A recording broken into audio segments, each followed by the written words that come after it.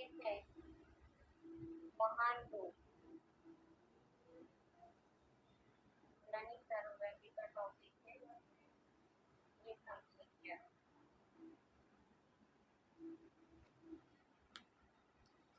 तो हमने एक तो परमात्मा के दिव्य कर्तव्य को समझा, फिर आगे उस परमात्मा को सभी धर्म वाले मानते हैं, यानी वो धर्मों के पिता है, इस बात को समझा। अब ये भी समझा कि वो दिव्य कर्तव्य किसके द्वारा कर रहे हैं। कोई मुकर्रर मानव तन का आधार लेकर दिव्य कर्तव्य कर,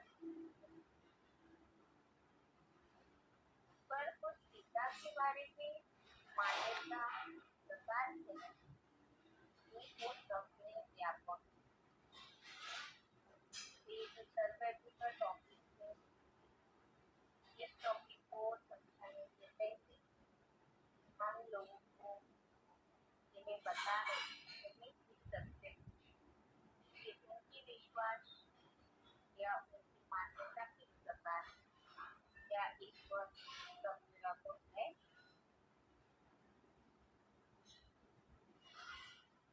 अब ईश्वर को सर्वव्यापी मानना ये सबसे बड़ा अवसर है, या यही सबसे बड़ा दुर्गति का मार्ग। अब इस अधर्म से या दुर्गति से मुक्ति का मार्ग स्वयं ईश्वर आगे ही बता दे। तो क्या ईश्वर सर्वों में व्यापक है? क्योंकि गीता में परमात्मा के लिए परमात्मा के जो निवास स्थान है उसका उल्लेख आया। परमात्मा अजन्मा से जन्मा, यानी हम या आप तो अजन्मा यानी जन्मा और वो सृष्टि का रखने वाला उसके बाद में बताया गया।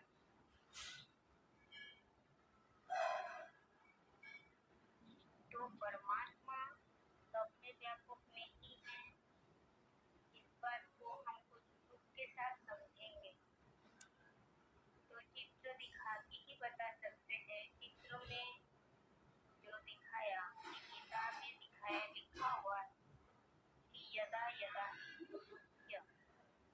अर्थात जब जब धर्मों की ग्लानि होती है तब तब मैं आता हूँ। अब जब आता हूँ बताया है तो इससे साबित होता है कि वो जरूर इस सृष्टि पर मौजूद नहीं थे। फिर कहाँ से आया? तो कहाँ से आया? परम धाम से आए थे। तो फिर पहले से व्यापक तो नहीं थे। दूसरी बात, यहाँ चित्र में एक पीड़ित व्यक्ति को दिखाया गया। अब कह रहा है प्रभु जी तो करो, अगर ईश्वर उनमें व्यापक है तो दुखी क्यों है? दूसरी बात, जब मरीज डॉक्टर के कंट्रोल से बाहर चला जाता है तब वो भी कह देता है कि अब भगवान भरोसे ऊपर वाले के हाथ में है। तो फिर जरूर ईश्वर न पेशेंट में मौजूद न डॉक्टर में मौजूद।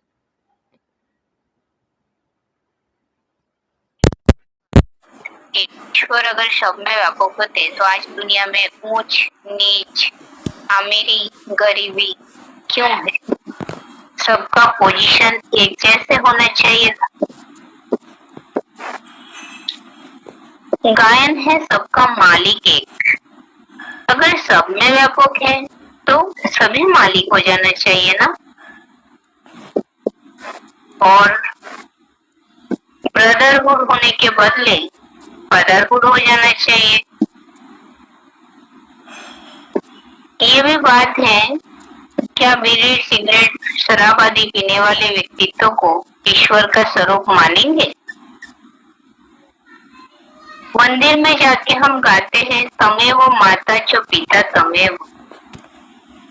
अब क्या लौकिक पिता सब में व्यापक होते हैं?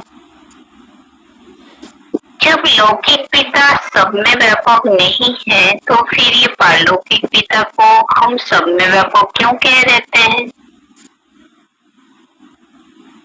आगे चित्र में दिखाया गया कि लोहे को अग्नि में पकड़ा गया, तो अग्नि में जाने के बाद लोहे का गुण बदल जाता है, यानी लोहे में अग्नि का गुण देखने में आता है। लोहा भी अग्नि की तरह लाल हो जाता है। तो विचार करने की बात यही है, अगर ईश्वर हम में अपने सब में व्यापक है, तो फिर आप और हम में ईश्वर का गुण ना दिखाई पड़ रहा है, बदले में हमारी जो कमी कमजोरियां हैं मनुष्य के वो सब दिखाई पड़ता है। उसका कारण क्या? तो जरूर ईश्वर का गुण जब विद्यमान नहीं है, अवगुण विद्यमान है, तो फिर ईश्वर तो व्यापक नहीं कहेंगे। और चित्र में दिखाया गया भाई भाई की हत्या कर दिया, चीरहरण दिखाया, तो ऐसे इस तरह की दुष्कर्म या हिंसा जैसा पाप कर्म क्या ईश्वर करवाता है? अब यहाँ पर और भी एक चीज दिखाया गया कि प्रभु जी दर्शन दो।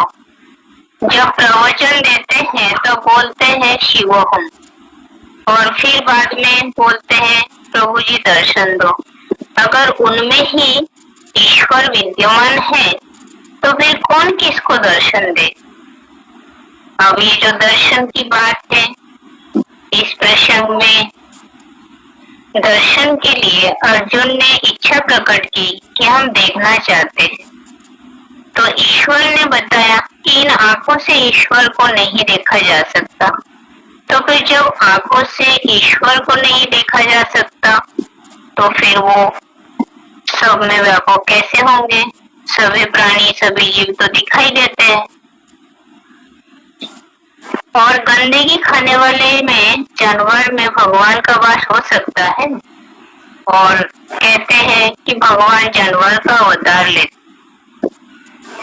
तो हम सभी मानव को मानव का तन मिल गया, और भगवान के लिए मानव तन नहीं मिला कि जानवर का तन लेना पड़े। अब ईश्वर जो है कोई जानवर का तन नहीं लेते। अगर जानवर में आकर के ईश्वर ज्ञान सुनाएगा, तो उस जानवर का भाषा कौन समझेगा?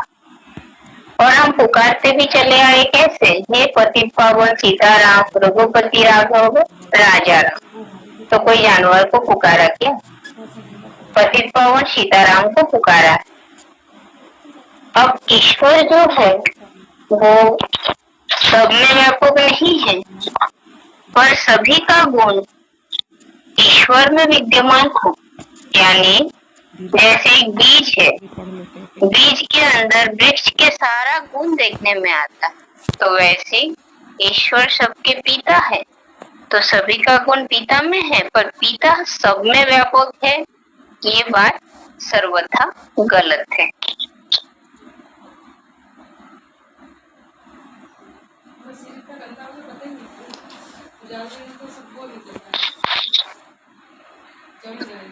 इसको स्मार्ट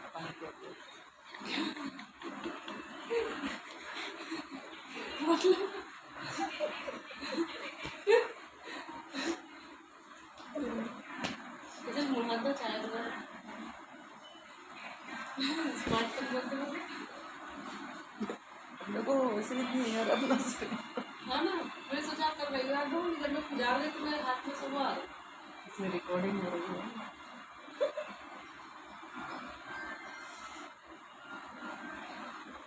अभी नहा लो, धो लो,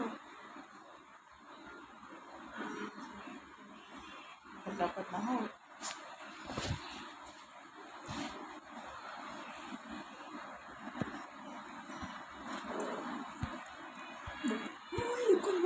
इस गलत मान्यता की शुरुआत कैसे हुई? तो गलत मान्यता की शुरुआत इस प्रकार है। तो हम सभी ने जो एक लोमड़ी की कहानी है वो तो बचपन से ही सुने आए हैं कि अंगूर जो है ऊंचाई पे होने के कारण लोमड़ी को अंगूर नहीं मिला, तो उसने सोचा कि अंगूर जो है वो खट्टा है, पर वास्तव में अंगूर तो खट्टा नहीं था। अब ऐसे ही ईश्वर को ढूंढा, ढूंढने के बाद जब मिला नहीं, तब इस बात को फैलाया गया कि ईश्वर को खोजने की आवश्यकता ही नहीं है, वो आप में है, हम में है, सब में व्यापक है। पहले ईश्वर को ढूंढते थे कि प्रभु दर्शन दो, आप कहाँ पर हो, मतलब ईश्वर के खोज में लोग लगे रहे। बाद में स्वयं को ही शिवोहम कह देना तो ये गलत हो जाता। अब गीता में ये बात बताई गई कि विभूतियों का वर्णन किया गया। अब ये बात मान लिया गया कि जैसे कहा गया नदियों में मैं गंगा, तो समझा गया कि गंगा ईश्वर का एक रूप है। तो इस तरह से सही रीति ना समझ पाने के कारण विभूति अर्थात विभूतियां हैं ईश्वर के वो आत्मा रूपी बच्चे जो परमात्मा के ज्ञान और योग रूपी शक्ति को अपने में ज्यादा मात्रा में भर लिया, तो वो कोई भगवान तो नहीं हो सकते। उदाहरण के तौर पे जैसे कोई पिता है, पिता के बच्चे जो है, उस बच्चे के अंदर पिता के सारे गुण विद्यमान है। कहने में भी आता है, कहते हैं ये बच्चे तो अपने पिता के जैसे हैं, पिता समान है, पर क्या उस बच्चे को कोई पिता कहेगा? नहीं ना। तो वो बलशाली पुत्र पिता से जन्म लिया, पिता का गुण उस बच्चे में है, पर वो पिता नहीं है। तो वैसे ही ईश्वर हमारे पिता है, हम ईश्वर को याद करते हैं तो वो हमारे स्मृति में विराजमान होते हैं, पर ईश्वर प्रैक्टिकल में सबके अंदर विराजमान नहीं होते। क्योंकि जैसे कोई बच्चे हैं वो अपने पिता को याद करते हैं, स्मरण करते हैं, मन में स्थान देते हैं, तो पिता की स्मृति बच्चों में हमेशा है, बच्चों के हृदय में है, तो क्या पिता उनमें प्रवेश करते हैं?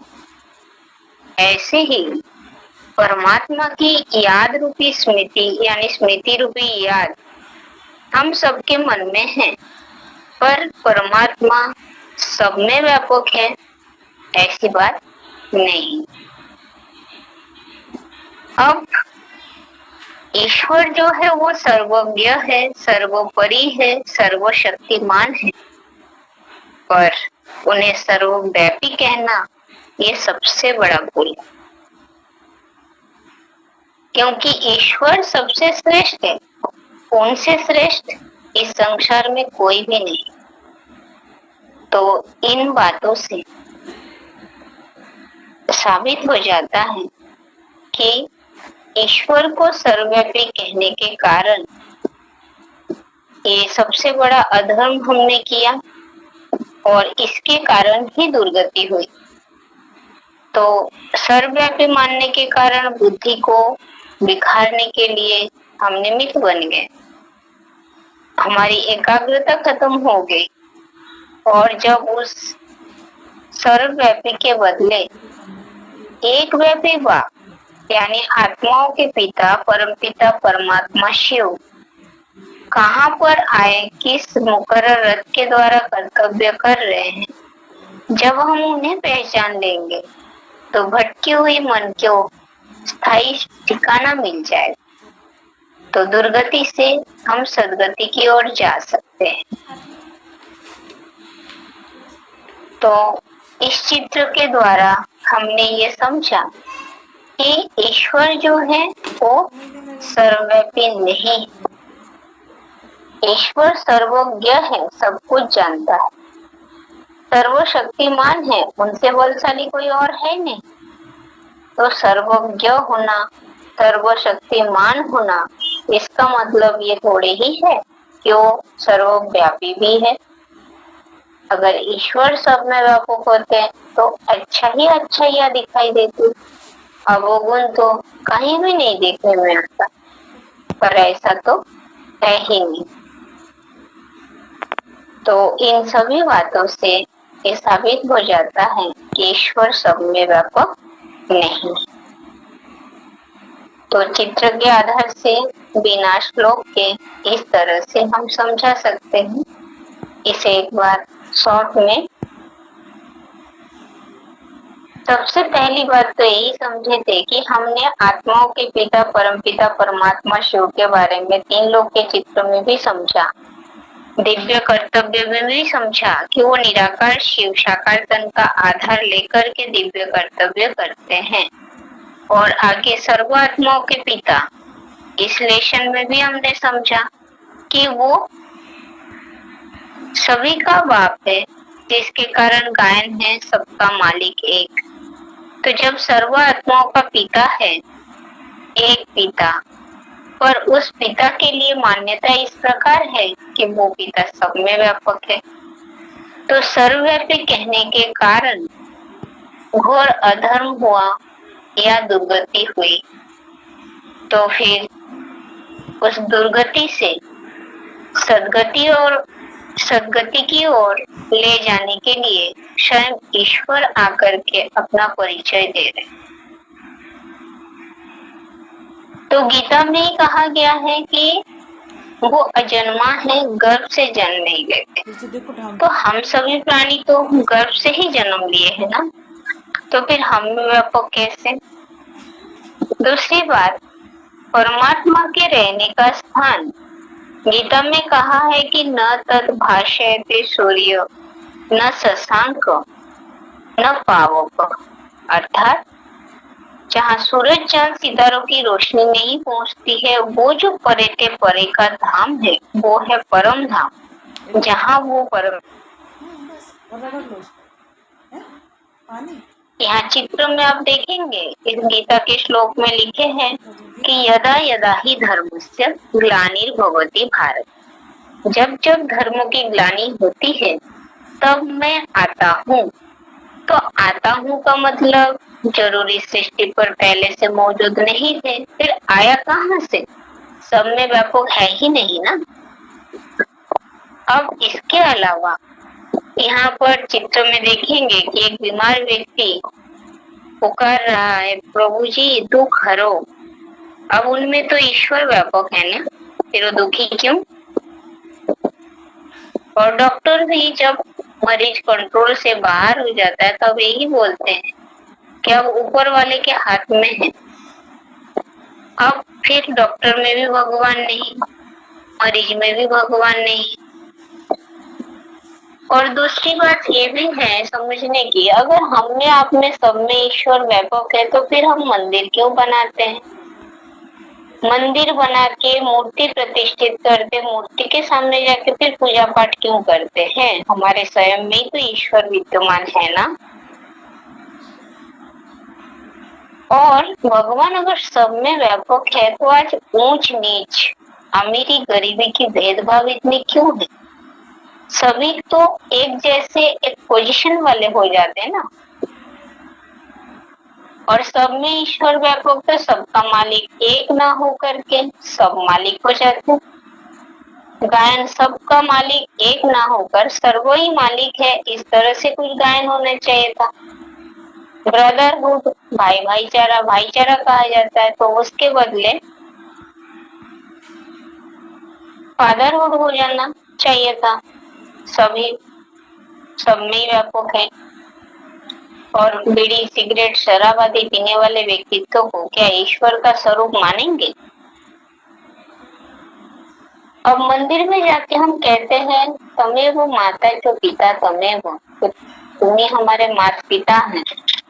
फिर जब लौकिक पिता सब में व्यापक नहीं है तो ये पारलौकिक पिता को हम क्यों कहते हैं कि वो सब में व्यापक है? और आगे समझने की बात यही है कि लोहे को लोहे के टुकड़े को अग्नि में पकड़ा गया तो अग्नि के गुण को लोहे ने अपने में धारण कर लिए।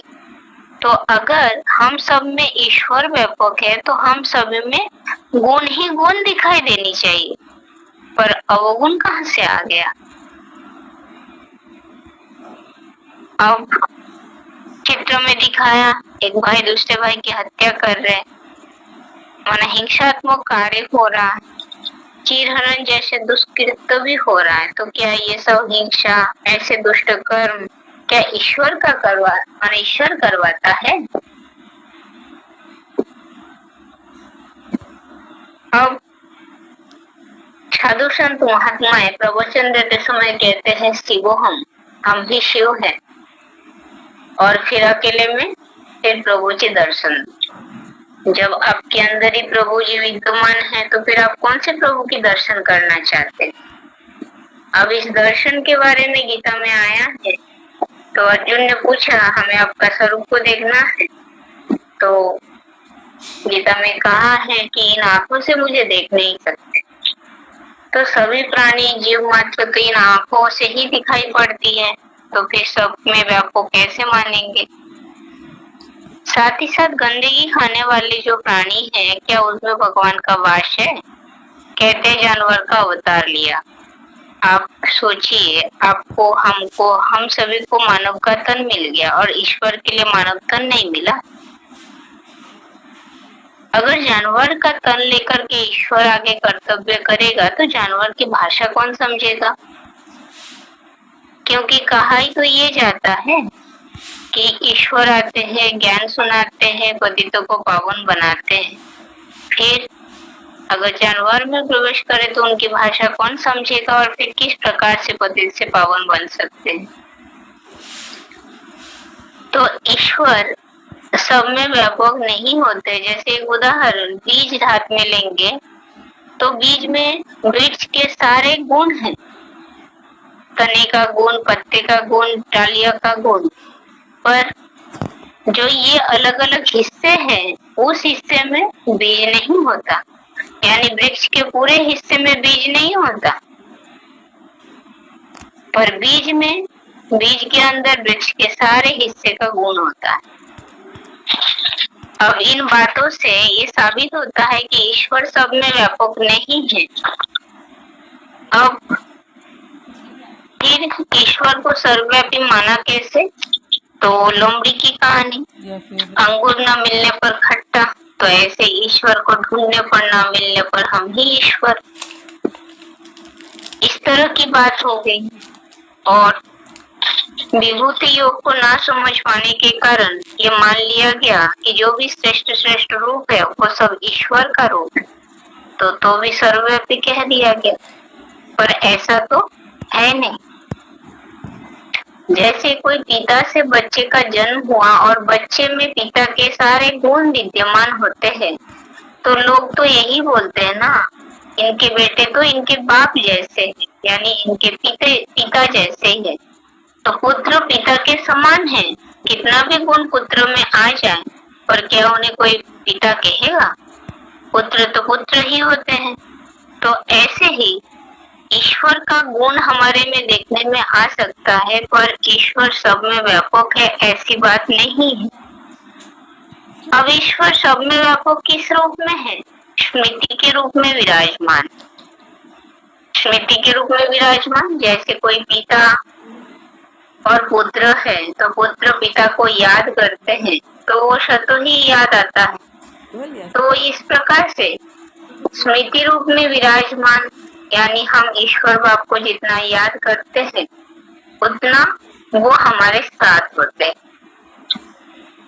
और ईश्वर तो सर्वज्ञ है, सर्वशक्तिमान है, तो वो सब कुछ जानता है, उनसे बलशाली श्रेष्ठ कोई और है नहीं, परंतु वो सब में व्यापक है ये मानना गलत। और सब में व्यापक मानने के कारण ही आज सबसे बड़ी दुर्गति हुई कि मन की विखराव हो गया। कहाँ बुद्धि को लगाए, कहाँ मन को स्थिरियम करे, वो नॉलेज आज कोई के पास है नहीं। तो अभी हम सभी को ये जानना है कि सर्वव्यापी तो है नहीं, फिर एक व्यापी है कहाँ, यानी किस तन के द्वारा कहाँ कर्तव्य कर रहे। तो ये सर्वव्यापी का टॉपिक हो गया।